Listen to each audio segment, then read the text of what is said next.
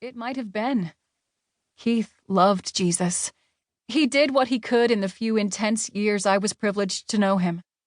If you have never had the opportunity to share in the life of someone like him who lived for Jesus, you will catch a glimpse of that love in this, his story. He was my friend. I miss him. Chapter 1. One day you're up. Anything can happen on the streets of Hollywood. I'd seen some pretty wild things, but never anything so bizarre as what I saw one night on Ventura Boulevard. As Keith and I walked out of the Blah Blah Cafe, a blast of hot night air hit us in the face. It was after 2 a.m., but the street was still awake with activity. 4 drag queens swept by us, followed by a couple in disco outfits, all headed inside for a late-night breakfast. Next door, the watchdogs at Bruno's Corvette repairs were pacing inside their chain-linked fence, barking at everything that moved, including us. Keith had played 3 sets that night, and we were headed for home, exhausted. I was glad to see Victor Von Van, our VW with the hippie-style Indian print curtains I'd sewn, parked at the curb.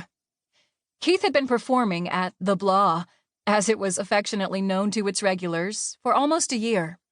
It was a small showcase nightclub in the San Fernando Valley, just a few blocks from Hollywood proper.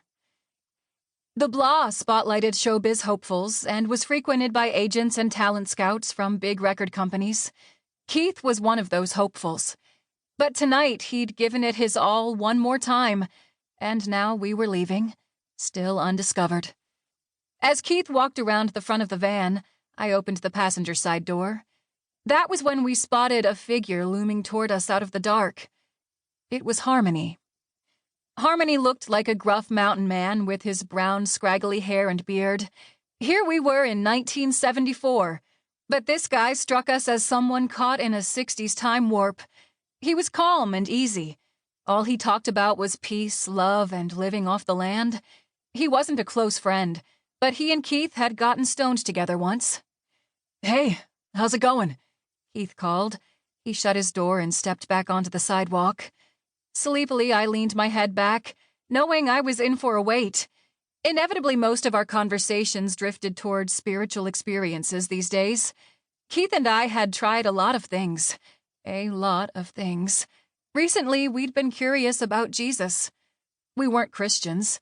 Church was a dead institution to us. But Jesus did seem to be a spiritual master of some sort, and we had a degree of respect for his life and teachings. Sure enough, Keith and Harmony immediately began talking about the supernatural. It was just a typical conversation for people who were into drugs and the mystical, which were a lot of the people we knew. "I've been reading about Jesus lately," Keith was saying. "He was a pretty radical person." Harmony's eyes seemed to brighten. Then, slowly, a strange look came over his face. His eyes got misty and distant. Very calmly, he said, "I am Jesus Christ." Keith reacted like he'd been stung by a scorpion. Without missing a beat, he shot back, "Beware of the false prophets who come to you in sheep's clothing, but inwardly are ravenous wolves." I recognized the quote as something Jesus had said. What happened next was really hard to believe. Harmony's eyes grew wide. Then they narrowed to slits. Furrows creased across his forehead, and his bushy eyebrows knit together. A sneer came over his usually mild face, and his upper lip curled back, exposing yellow, smoke-stained teeth. Leaning toward Keith, his teeth bared, he let out a growl that started in the throat, like that of a wolf, and ended with the horrible hissing sound of a snake.